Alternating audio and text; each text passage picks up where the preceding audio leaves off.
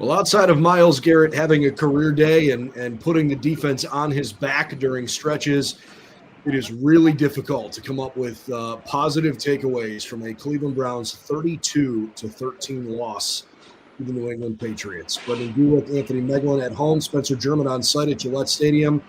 And Spence, maybe we'll give you the first word today, since I'm sure you were in a locker room that didn't exactly have great vibes post-game. This was not a good day all the way around for Cleveland. Yeah, I would say so. Definitely, I think a locker room that you could tell is feeling pretty frustrated all over again. It's on the heels of last week, right, where we sat there and talked about it was a big win, yes, but what does it really mean in the grand scheme of things if they can't sort of use it as a momentum builder and string some wins together? I think all the things that that had sort of, they went to the back burner for a week, right? Like the frustrations, the feeling that the season was just going to be a complete waste and there was no light at the end of the tunnel. All those things kind of dissipated.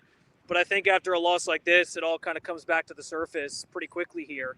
And I guess the one saving grace is you have the bye week to kind of clear your head and get back and come back. But I think, and we'll, I know we have a couple audio clips here.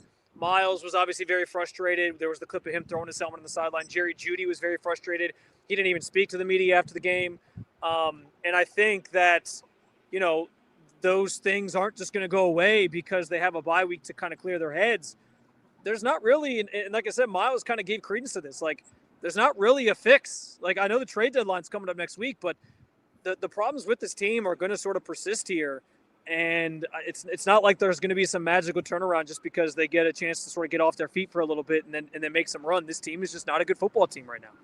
Yeah, they really aren't. As you mentioned, we got a couple of clips here. So let's go to Myles Garrett, who is coming off of truly the most impressive individual performance in the history of Browns football defensively. 5 sacks. He is the fastest to more than 112. Well, he's the fastest guy under 30 to rack up the most sacks in NFL history. It's on and on and on with him, and yet the story's the same. The offense doesn't quite get enough done. I want to win. I don't care how much time is on the clock. They got their starters in. There's a chance we can win. I want to be a part of that. I don't care how dire the situation looks. I'm going to try to make something happen. So I hate coming out of those situations. I hate, that kind of inevitability and not being able to do anything about it. Because I want to win. I'll do anything. How hard is it? How tough is it for you guys to have such a good defense for you to be out there getting 5 sacks and putting the team on your back and just to not have any offense to go with it? It doesn't get any easier each week you ask me. So. How do you feel about your performance? Does the loss diminish how you feel about your performance today at all, I guess? I would throw the whole performance away for a win. I can't blame him at all. How do you? It's like you can look at this. You can look at both sides of the equation all the time. He's being paid hundreds of millions of dollars to be the face of the franchise and be the superstar. These guys want to win. They're out here because they are ultra competitive. They are the most gifted athletes on the planet who are hyper competitive, and losing is not. It's not good. It's not acceptable. It's not what these guys are trying to do. But football's a team game, Megs. You played a long time here. It's you can be as good as you want individually, and sometimes that's just not enough. Yeah, and it goes even beyond the team aspect of it too. From even a coaching perspective, right? Like, it doesn't feel like these guys are in a great position right now to win. Like, I don't know how you come out, in a game like today or on a day like today and feel like you can win this football game. Like, that's a demoralizing feeling because it doesn't matter how great 95 is. And even when he was playing good, they came out in the third quarter and then just ran away from him. They just did everything away from 95 and challenged Alex Wright on the other side of things. And it wasn't, it didn't go well for the Browns. And they found different ways to use Cleveland's aggressiveness against them. And, there was a lot of obvious things on display today. One was that Myles is the best player on the field. 2 is that it doesn't matter. And 3, that the Browns have a lot of questions in terms of like how well they're prepared and how well, this team is just prepared to win football games on Sunday. And it's just frustrating is the word that just keeps coming back to me. I know, Brendan, in the game threads, you said it maybe a couple times, like just how frustrating of a watch this was, because every time the Browns had the ball on offense outside of the first drive, there's no faith that they were going to not only score, move the ball past the 50, and like that's not a spot you want to be in peewee football and flag football and grade school football, and let alone the NFL. Everyone to go over to the site, obviously, roundtable.io/sports/NFL/Browns. That was kind of the premise of my column here post-game, guys, was like, this was a sobering reminder of how good this player that the Browns have is. Like, he is a generational talent on this team, and how that first half was so enjoyable because, man, like, it's fun to watch your team win and see a player like that dominate and feel just like appreciate the fact that we get to witness him, whether you're a fan or you cover the team like in the media like I do or whatever, and then it just goes to waste. And I understand why he's frustrated. I understand why fans would be frustrated. And that was kind of the premise of what I wrote. And I'll say this too, because one of the biggest things I see on social media when I share clips from Myles or I share his quotes or whatever is people saying, well, I don't have sympathy for him. He took the money and signed up for this. So, he sort of dug his own grave here. I don't know why that means he's exempt from caring. Like, why does that make him exempt from caring? Because he took the money. Like, if anything, and here's the alternative, guys. The alternative is he doesn't get frustrated and he's laughing on the sideline during the 32-13 blowout. And everyone's like, why is Myles Garrett laughing on the sideline? Get this guy off my team. So I don't know what people want, but I actually think it's kind of refreshing that somebody on this team like speaks that, vocalizes that. Myles is obviously the one to do that. The biggest thing the payday meant to me was, okay, you got to show up on the field. He did that today. The guy had 5 sacks. It was a career game. Like, I can understand why you put up that performance and your team's on the losing end of things, why you'd be a little upset. I mean, it's so fair. And yet I just think about like what the fix is. The fix isn't coming before an off season. No. How do you have an NFL football game where your wide receiving group catches 2 passes the whole game? The other completions went to running backs and tight ends. Dylan Gabriel has no time to let something develop. He's not shown an ability to be a good downfield passer in the NFL yet. This offense has like no juice at all. And I just don't think that this is going to get turned around until you can get to the offseason where you can make major personnel decisions, because nobody's available in the middle of the year. And I don't know that putting Shedeur Sanders in is suddenly going to change things. I don't know that making Kevin Stefanski no longer the play caller is going to change things. I appreciate Kevin saying he wants to evaluate everything. And let's go to that clip where he's talking about, hey, we'll use the bye week to try to think about some of this stuff. But the reality is, like, man, I don't know where the end of the road is here to see how this is going to get better before the season comes to a close. Yeah. When I say look. Yep, that might have been my fault, Neds. Sorry. Yeah, when I say look at everything, there's just when you lose like this, you have to look at everything. Every position, everything I'm doing, there's just it's frustrating for where we are as a team. So every position you have to look at. But let me say that with a young quarterback, you understand that there's going to be ups and downs. Okay. Does that mean that does that mean you're sticking with Yes, it does. But I just want to make the point that we just have to be better in every area, and we'll look at everything we do, including, how we're putting these guys in position to succeed. Are we doing enough? When I say looking at every position, are we doing enough with the quarterback position? Do we need to do a better job? And I know the answer is yes. Everything also include potentially exploring somebody else calling plays? Yeah, we have to look at everything. I think it's important.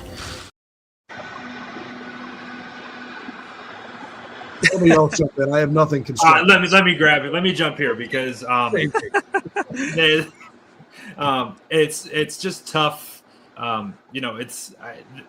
Kevin doesn't show much emotion, and like we've now watched him. Jerm, you see him every day. BG and I, we see him all the time, and like that's an emotional Kevin Stefanski. Like that's not his typical stoic nature, where he's just kind of and he's given the same canned answers, but that's not his typical situation there. But it's really hard to.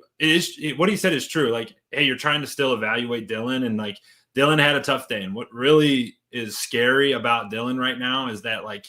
He's very he's very scared of I've only had 1 second or 2 seconds to throw the football, and you see it like there's two situations where he where I can think of where it was a third down and Gage Larvadain was running this out route from the slot position, and he forces one to Harold Fannin underneath, and it was like wasn't even close to the first down, and he had plenty of time. Had he stood in there, he could have delivered a first down ball, but he's so scared of getting it out quick that he didn't do it. And then the other one that's going to play on social media for the rest of time is the intentional grounding in the end zone, where it's like, man, that just didn't happen. But he's so scared of, hey, I don't have a lot of time. I have to get this ball out. I drop back to pass. I'm like, one's not open, two's not open. Hurry, throw it away. Hurry and throw it away. And like, Dylan Sampson was probably supposed to be out there, but he was in the backfield blocking.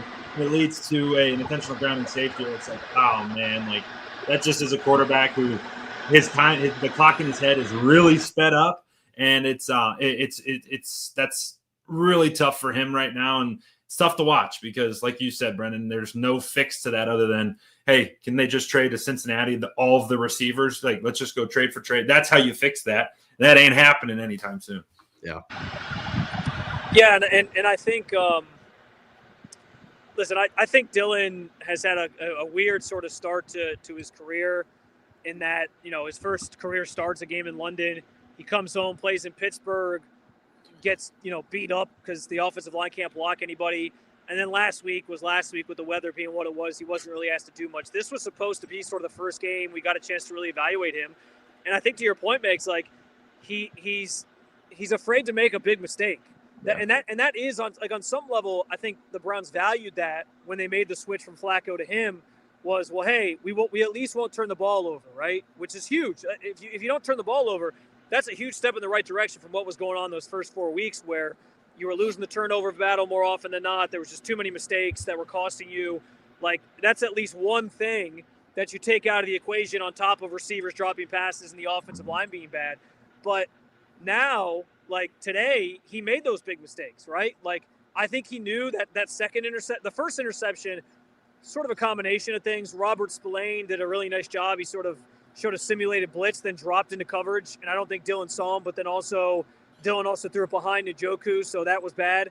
And then the second interception, I think, was just him saying, screw it, like, we got to make a play downfield. Because the game plan against the Browns offense right now, the Patriots didn't do anything like crazy, new, or innovative. Like, it's stack the box, try to stop the run, and because nobody trusts these receivers to get separation, to push the ball downfield. They don't trust Gabriel to push the ball downfield.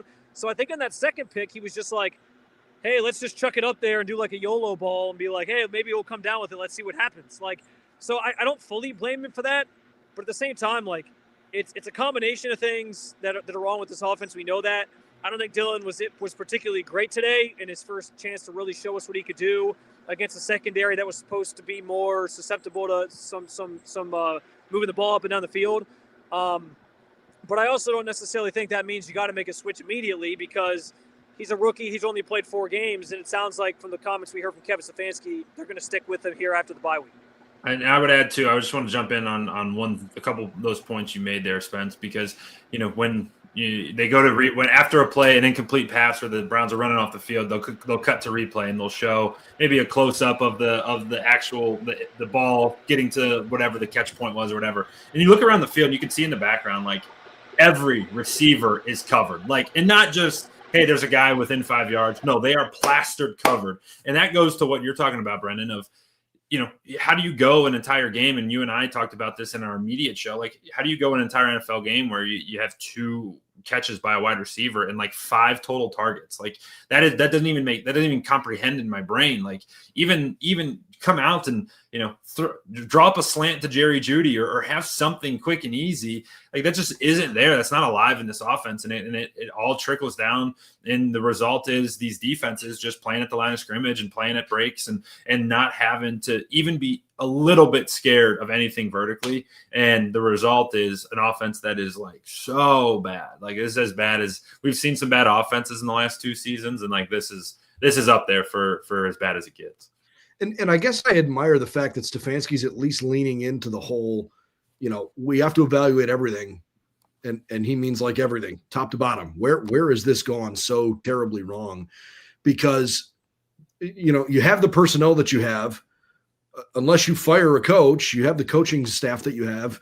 And assuming that Jimmy Haslam wasn't just putting out empty words this week, it doesn't sound like Kevin Stefanski's job is on the line here during the regular season. Like maybe by the end of the year, if they don't win another game, maybe that could be the end of him. But it sure doesn't feel like they want to make a change, with the coaching staff. So, to your point, is it like, does the offense need to be better schemed so they can get the ball to Jerry Jeudy and the rest of these wide receivers?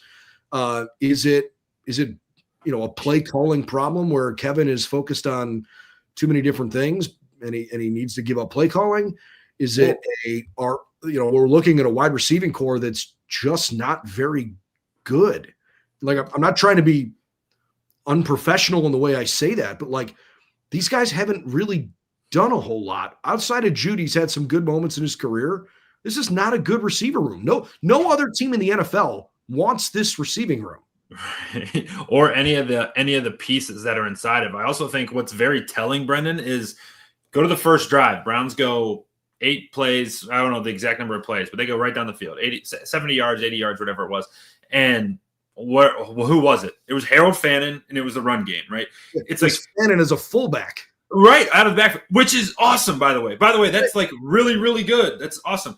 And to your point, like, do you scheme it up? It's like, well, do you scheme up a route for Harold Fannin or for Jerry Jeudy? And at this point, you're like, probably Harold Fannin, that's just, and again, not to be disrespectful in any way, it's just the way that it feels right now, because these receivers don't scare anybody. When you throw them the ball, they drop it. When they catch it, they don't get great yards after catch. So it's like, all right, this high risk to try to get them the football, and the reward is maybe a catch, but probably an incompletion. So it's hard. That's a hard line to balance there for the play caller. Did you guys see what Vrabel said post game? No, I didn't was see it, basically no. asked about it, about the way his defense played. And he essentially got up there and said, well, after they were done with their, offensive gimmicks, our defense played fine. It's kind of like, after the first series, when it was, okay, let's just go play some football with stuff that's not schemed up. And he's right. I mean, when it was, That's good on good, here we go. it's an interesting quote, considering that him and Stefanski are pretty good friends too, because it's almost like, hey, no kidding. you didn't really have much up your sleeve there, buddy, did you? After you ran out of your tricks, you had nothing left. But here's the thing. Like, I admire the fact that Kevin, approaches these press conferences and whatnot and always gives you the line of like, I got to evaluate everything. I do think he means that to a degree when he says that. Like, we're going to try to figure out what's wrong. Like, it's not that I don't think he's trying to find solutions to the problems that they have.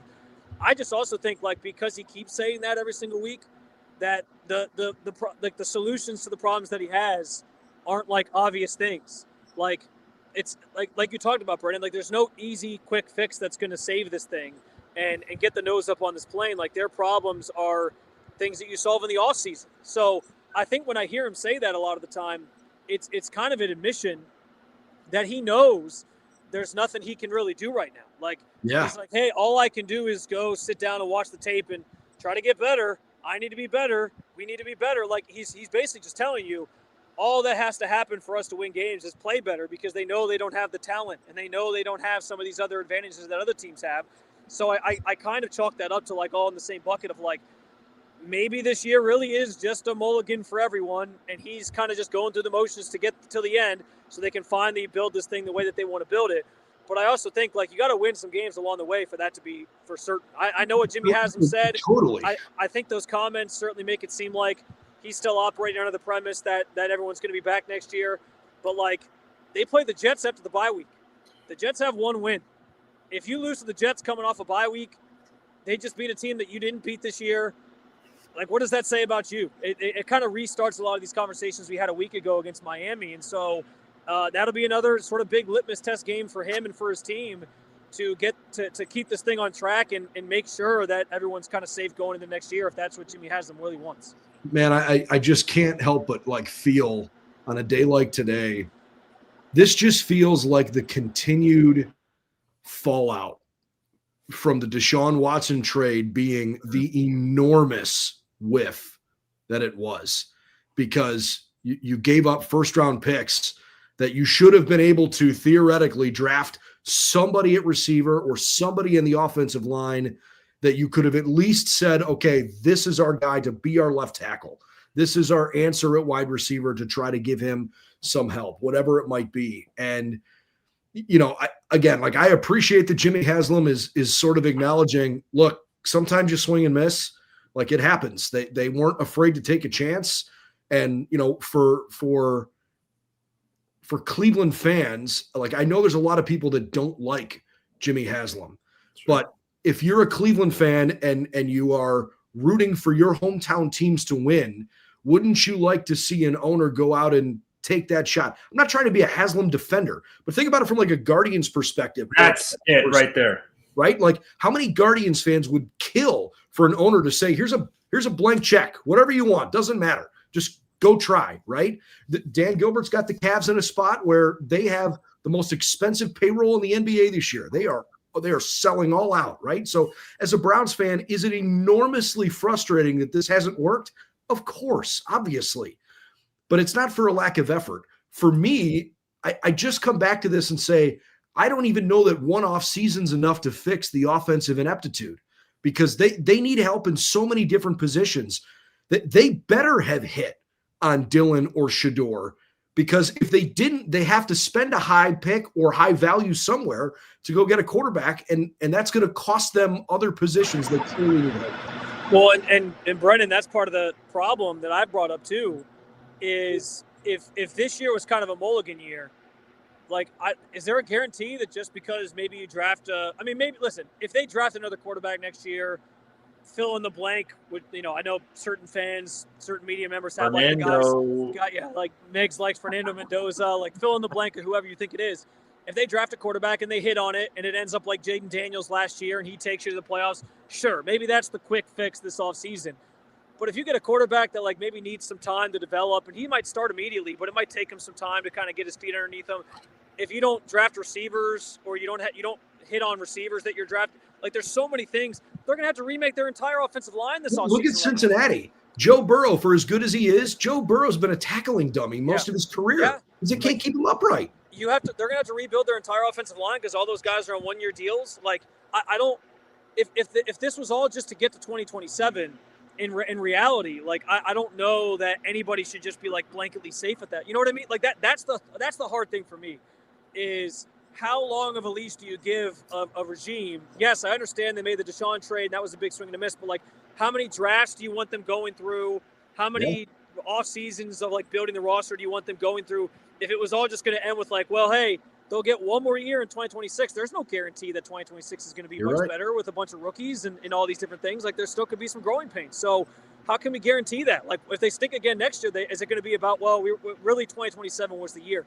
You can't just keep guys around because you think at some point it's going to pay off. Like, at some point, man, it's professional football. You are paid to win.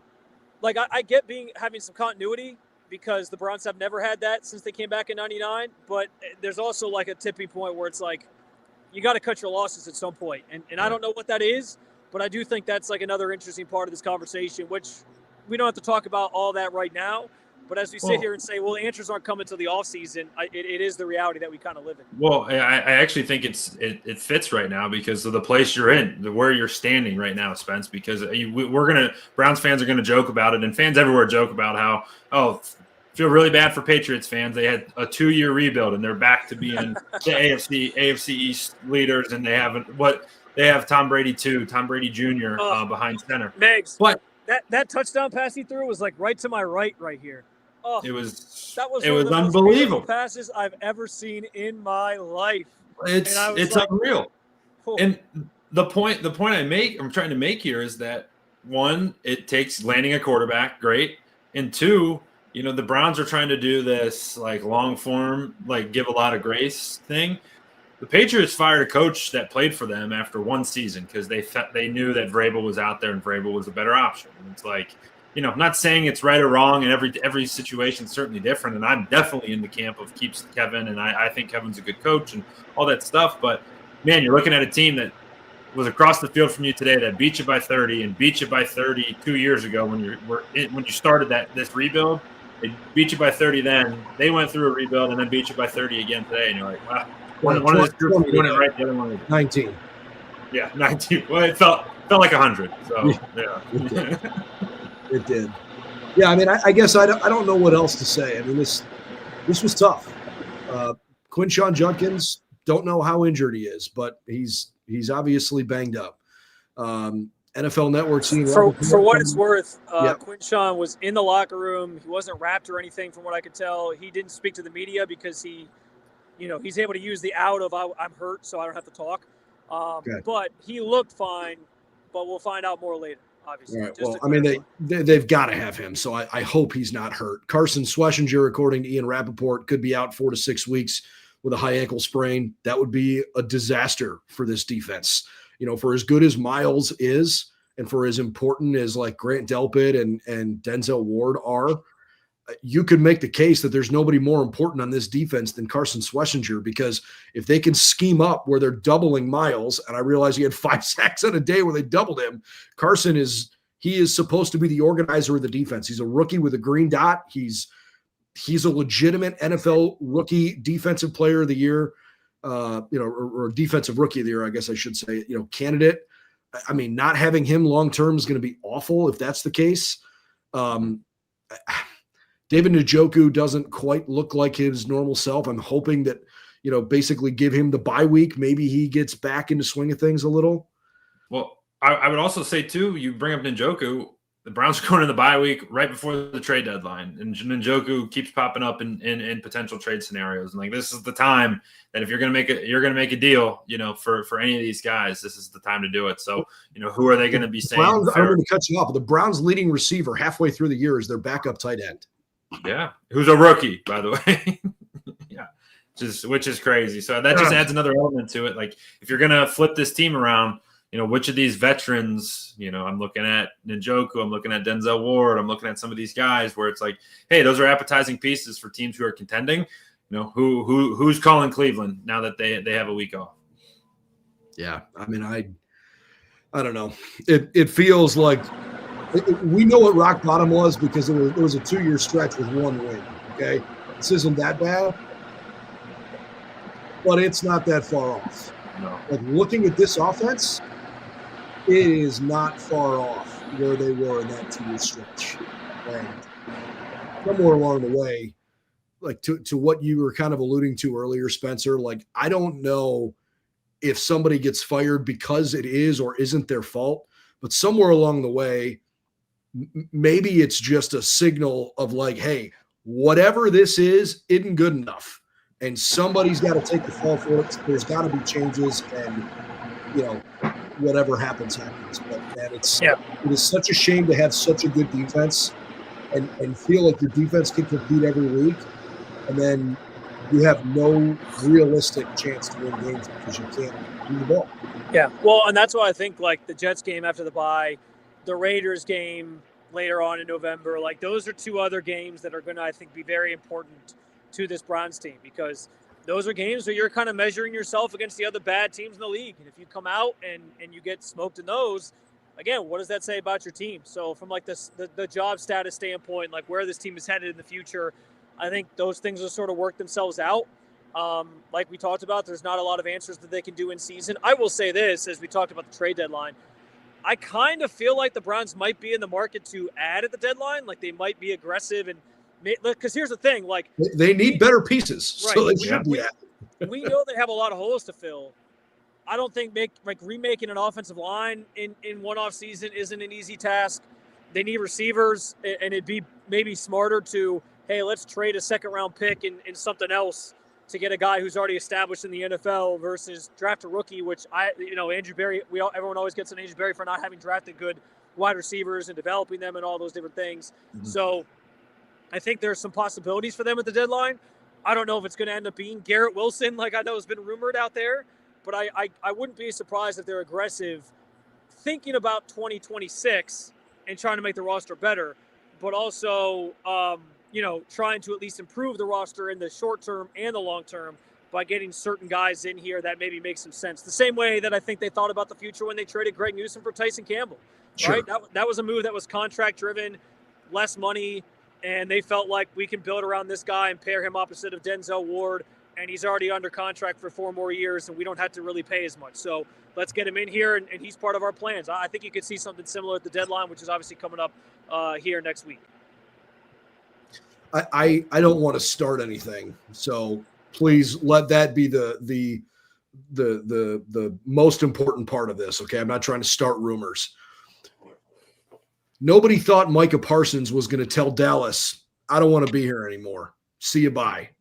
And isn't there some element of you locked up Myles Garrett because, one, I'm sure he wanted to be paid market value for being the best player in the world defensively. But don't you need to keep sending him signals that, like, hey, we're trying to do this the right way? And I don't know exactly what the moves need to be to send that message, but you want to talk about a catastrophe if the second half of this season goes so poorly that Myles comes out and says, you know what, I don't want to be here anymore. I know I'm under contract. We're in a time period, guys, where players have all the power, or it sure feels like they have an awful lot of the power.